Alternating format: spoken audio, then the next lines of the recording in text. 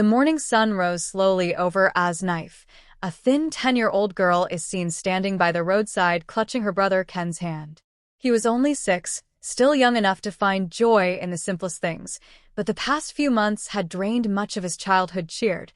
Their mother, Ma Nife, who used to hawk fruits on the street and nearby market, sat on an old wooden chair in the corner of their one-room home, staring out through the open door. Life had not been kind to them. Once their family had been complete. Papa worked at a construction company, and though his income wasn't much, it was enough to keep them fed. Mama had been a lively woman, always bustling with energy as she hawked fruits on the streets.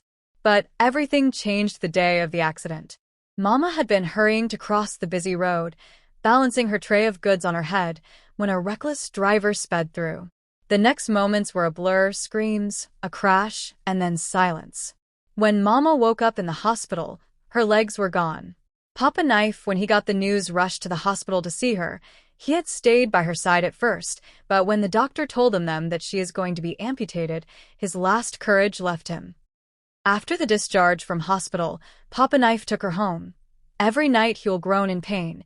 He couldn't sleep as he kept thinking on how to cope with the kids and a disabled wife, as the weight of responsibility grew too much for him. One night, after so much thinking, he packed his things and left, leaving only a note behind. "I'm sorry. I can't do this anymore." That was months ago. Since then, Nife was left with the responsibility of caring for her disabled mother and younger brother. She was too young to understand the full depth of their struggles, but old enough to know that her mother and brother needed her. Every morning, she woke early and fetched water from the well. Then she walked to the market, carrying a basket of oranges she will sell. She sold them for as much as she could, sometimes earning enough to buy rice or Gary. Ken stayed with Mama during the day. He tried to help by fanning her with an old piece of cardboard when the heat became unbearable. Sometimes, he picked leaves from the small garden behind their house to add to whatever they could scrape together for soup. One evening, Nife returned home with her basket half full. Sales had been poor. She placed the few coins she earned on the small table and sat beside Mama. "Mama, I didn't sell much today," she whispered. Mama smiled weakly, her face lined with pain and fatigue. "It's okay, my daughter. God will provide. Tomorrow will be better." But Nife wasn't so sure. She had overheard the landlord earlier in the week, threatening to evict them if they didn't pay the rent soon. She knew Mama didn't have the strength to argue, and she didn't know where they would go if they lost their home. As night fell, Ken curled up beside Nife on the mat they shared. He whispered, "Sister, I'm hungry. The food you gave me is too small. I can't sleep," tears trickling down his face. Nife swallowed the lump in her throat. She held her brother closer and assured him, "Tomorrow, I'll sell all the oranges, Ken. I promise you will have plenty food to eat tomorrow." Ken nodded and tried to sleep. Nife couldn't sleep because deep down, she wondered how much longer they could go on like this. Mama's health was deteriorating. She had developed sores on her legs that wouldn't heal, and the doctor's bills were piling up. One day, while walking through the market, Nife overheard a group of women talking about a local NGO that helped families in need. She didn't fully understand what an NGO was, but she heard the words food and help, and that was enough for her. That evening, she told Mama about what she had heard. Mama hesitated. "I don't want to beg, Nife. We'll find a way." "But Mama," Nife argued, "it's not begging. They're helping people like us. Please, let's try." The next morning, Nife and Ken pushed Mama in an old, rusty wheelchair they had found at a nearby junkyard. They made their way to the NGO's office, a small building with peeling paint, but a warm atmosphere. A kind woman named Auntie Chica welcomed them and listened to their story. By the time they left, they had bags of food, school supplies for Nife and Ken, and a promise of further assistance. For the first time in months, Nife felt a glimmer of hope. As the weeks passed, things slowly began to improve. The NGO helped Mama start a small business selling clothes, something she could do from her wheelchair. Nife and Ken were able to return to school, and though life was still hard, they faced each day with renewed determination. One evening, as they sat together eating a modest meal, Knife looked at her mother and brother and smiled. They had lost so much, but they still had each other. And in that moment, it felt like that was enough. Knife struggled throughout her school days. She goes out to hawk after school. She saw herself though tertiary institution and started her own business. Her business continued to grow, and she began to have branches in different cities. Her brother Ken didn't struggle much again during his university days because Knife is taking good care of him and their mother. She had hired someone to help take care of their mother. Years flew by quickly. Knife's life was a whirlwind of hard work, perseverance, and rising success. From the small town where she grew up, she had built an empire. Her business, a chain of boutiques and accessory stores, spread across several cities in Nigeria. At just 25 years old, Knife had become a household name in the fashion industry. People marveled at her success, calling her the Iron Lady, but only a few knew the hardships that had shaped her journey. Despite her busy schedule, Knife never forgot her roots. She ensured Ken lacked nothing. She paid his tuition, sent him an allowance, and made sure he lived comfortably. Their mother, too, was well cared for. Knife had hired a kind, elderly woman to help Mama with her daily needs. Mama's health had improved significantly, and though she remained wheelchair-bound, her spirit was brighter than it had been in years. She often told Knife, "You are my blessing, my pride." One sunny afternoon, Knife stood in her Lagos office, overlooking the city skyline. She had just finalized a major deal with a foreign investor, and her phone buzzed continuously with congratulatory messages. Her assistant knocked and entered with a polite smile. "Ma, there's a man here to see you," she said. Knife frowned. "Did he say who he is?" "No, Ma." "He just said it's urgent." Curious, Knife nodded. "Let him in." Moments later, the door opened, and an older man stepped in. Knife's breath caught in her throat. She recognized him instantly, her father. His once strong frame had weakened, his hair was graying, and his clothes were worn and tattered. His eyes, however, still held the same intensity she remembered from her childhood. "Knife," he said softly, his voice trembling. "It's me." For a moment, Knife was frozen, a flood of memories washing over her. She saw the man who had once carried her on his shoulders, the man who had tucked her in at night. But she also saw the man who had walked away when they needed him most, leaving her to shoulder burdens no child should ever bear. "What are you doing here?" she asked, her voice cold and measured. I heard about you," he stammered. "How successful you've become. I wanted to see you. To explain myself."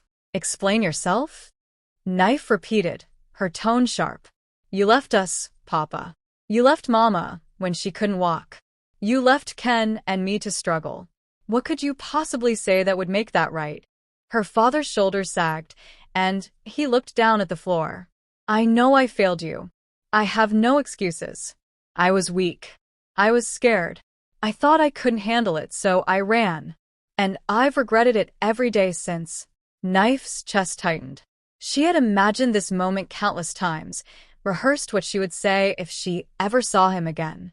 But now that he was here, she felt a swirl of emotions, anger, sadness, and a faint, reluctant hint of compassion. "I didn't just survive, Papa," she said, her voice steady. "I thrived. Ken thrived. And Mama? She's stronger than you could ever imagine. We didn't need you then, and we don't need you now."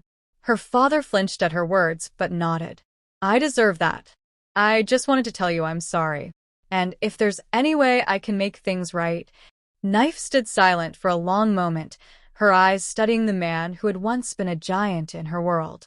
She thought of Mama, who had never once spoken ill of him, and Ken, who had asked about their father only a handful of times. She thought of the values she had learned through her struggles, resilience, forgiveness, and the importance of family. Finally, she sighed. "I don't know if things can ever be right between us, Papa. But Mama taught me to forgive, not for others, but for myself. I'll help you, but not because I owe you anything. I'll do it because it's who I am." Her father's eyes filled with tears. "Thank you, Knife. I don't deserve it, but thank you." Knife nodded curtly. "If you're truly sorry, prove it. Be there for Mama, and Ken now. It's not too late to be better. She called her assistant and instructed her to arrange temporary accommodation for her father. Over time, she introduced him back into their lives cautiously. It wasn't easy, but as the months passed, Nife saw small changes in him. He began visiting Mama regularly, helping in small ways around her home. He spent time with Ken, sharing stories and advice. Nife didn't forget the pain he had caused, but she found peace in seeing her family slowly coming together again. It wasn't the perfect ending she had once dreamed of, but it was enough. Through it all, Nife remained a testament to the power of resilience, showing the world, and herself, that even the most broken bonds could be mended. Years passed, and Nife's life continued to flourish. Her business empire grew beyond Nigeria, expanding into international markets. At 30, she was recognized as one of the most influential women in Africa. Her story of rising from hardship to success became an inspiration to many, and she was often invited to speak at events about her journey. Despite her busy life, Nife always prioritized her family. Ken graduated with honors and became an engineer, working in a reputable firm. He often told his friends, "If not for my sister, I don't know where I'd be today." Mama, though still in her wheelchair, was thriving emotionally. She was proud of her children, often saying, "I prayed for strength, and God gave me Nife and Ken." Their father, Mr. Bayo, had slowly integrated back into their lives. Though it took time, his sincerity and consistent effort to make amends softened the walls Nife had built around her heart. He became a constant presence in their family, helping Mama with her small garden and spending time with his grandchildren when Ken eventually got married. One day, Nife received an invitation to speak at a high-profile business summit in Abuja. It was a grand event, attended by influential politicians, CEOs, and foreign investors. Nife stepped onto the stage, radiating confidence in her elegant Ankara dress. She spoke passionately about her journey, emphasizing the importance of perseverance, compassion, and forgiveness. As she finished, the audience gave her a standing ovation. Afterward, she mingled with the attendees, networking and sharing ideas. As she was about to leave, a man approached her. He was well-dressed, with a commanding presence, but there was a look of humility in his eyes. "Nife," he said, his voice familiar. She turned and was surprised to see Mr. Adekunle, the CEO of the construction company where her father had once worked. He had aged significantly, but still carried himself with authority. "Mr. Adekunle," she said, shaking his hand. "It's been years. How are you?" "I'm well, Nife," he replied. "But I came to see you for a reason. I heard about your story, and I couldn't believe it. I had to confirm it was you. Your father once worked for me, and I remember the day he left. He came to my office, devastated, saying he couldn't handle his family's struggles. I never forgot him, or the pain in his eyes that day." Nife nodded, her chest tightening. "Yes, he struggled, but he left us. It took years for him to come back." Mr. Adekunle sighed. "I'm not here to justify his actions, but I want you to know that he loved you all. He used to talk about you, and Ken constantly. He was broken by what happened to your mother, and though he made the wrong choice, it's clear now he raised an extraordinary daughter." Nife's eyes softened. "Thank you for telling me this. It's taken a long time to heal, but I've learned to forgive him." Mr. Adekunle smiled. "You've done well, Nife. Your story is proof that even in the darkest times, there's light. Your father may not say it often, but I know he's proud of you." Later that evening, Nife returned to her hotel and called her father. "Papa," she said, her voice warm, "I spoke with someone who knew you back then. He reminded me of your love for us, even when you were lost." There was a pause before her father responded. "Nife, I don't deserve the forgiveness you've shown me, but every day, I thank God for giving me another chance to be part of your life." Nife smiled. "We've all made mistakes, Papa. What matters is what we do with the time we have now."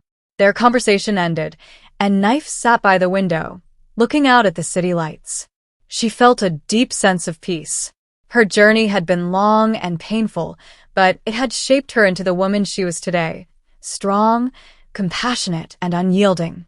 As she prepared for bed, Her phone buzzed with a message from Ken. "You're the best sister anyone could ever ask for. Love you." Nife smiled, her heart full. No matter how far life took her, she knew her true wealth lay in the bonds she had rebuilt and the family she had fought so hard to keep together. Over the years, many men had tried to win her heart. She also had wanted to settle down with someone, but most were after her wealth. Nife's journey to finding love was anything but smooth. One of them, Jeff, had been particularly hurtful. Jeff was charming, confident, and seemed to know exactly what to say to make Nife feel special. At first, Nife thought she had finally found someone who truly cared about her. He showered her with compliments and promises of a future together, always saying the right things to make her believe in their love. But as time went on, Jeff began asking for money. First, it was for a business venture he claimed would benefit them both. Then it was for emergencies, family troubles, health issues, or debts. Nife, kind-hearted and trusting, gave him the money without hesitation. She believed in supporting the man she thought she loved. Unbeknownst to Nife, Jeff was using the money not for business or emergencies, but to lavish gifts on another woman, his real girlfriend. He played his double life skillfully, keeping Nife in the dark while living off her generosity. One fateful day, Nife decided to surprise Jeff by visiting him unannounced. She had just closed a major business deal and wanted to share the good news. Arriving at his apartment, she knocked, but no one answered. The door was slightly ajar, so she pushed it open and stepped inside. What she saw shattered her. Jeff was there, laughing with another woman who sat comfortably on his lap, wearing a necklace Nife had bought him as a gift. They didn't notice her at first, but when Jeff finally looked up and saw Nife standing there, his face paled. "Nife, I can explain," he stammered. But Nife didn't wait to hear his excuses. The betrayal was too much. Without a word, she turned and walked out, her heart heavy but her resolve strong.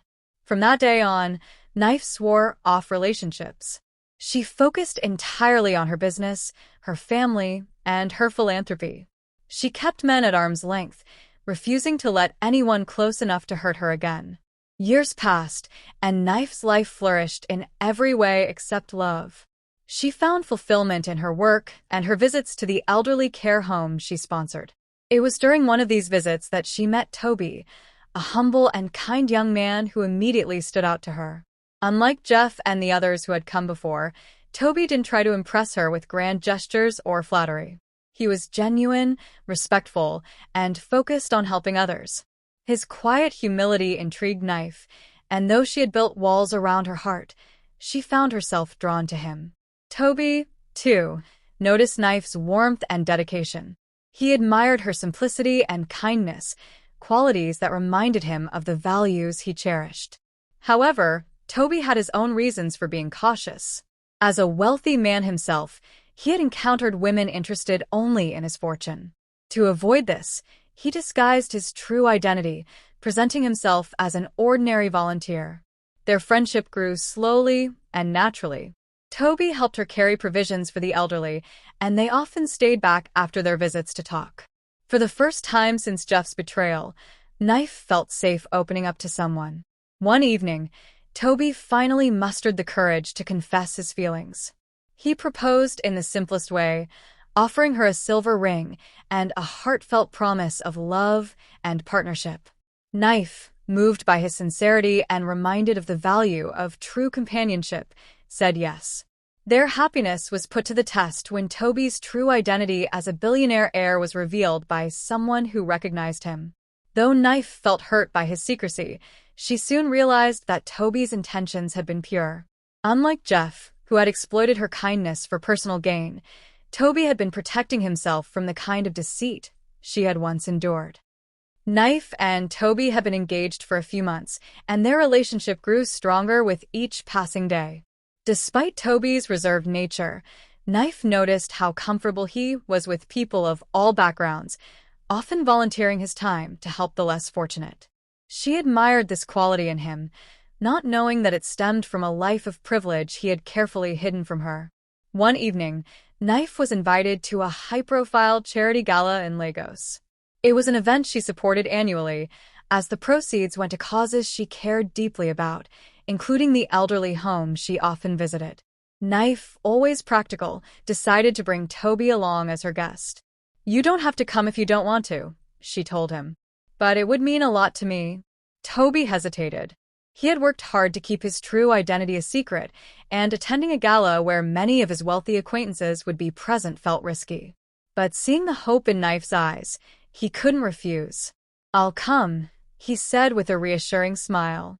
The evening was elegant and bustling with Lagos elite. Nife arrived in a simple yet stunning gown, while Toby wore a classic black suit.